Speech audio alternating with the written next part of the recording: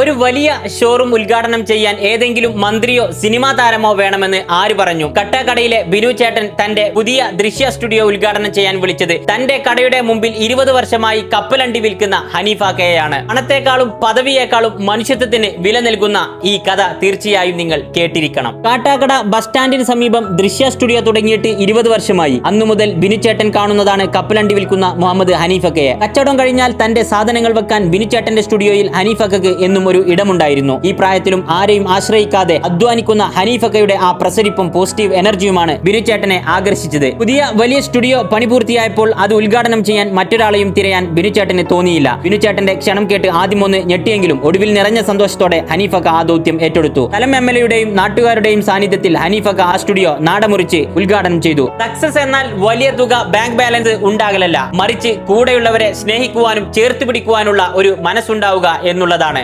അധ്വാനത്തിന് വില നൽകി കൂടെ ചേർത്ത ബിനുചേട്ടന് എന്റെ ഹൃദയ അഭിവാദ്യങ്ങൾ. ഈ മനോഹരമായ ബന്ധത്തെക്കുറിച്ച് നിങ്ങൾക്ക് എന്തു തോന്നുന്നു? താഴെ കമന്റ് ചെയ്യൂ.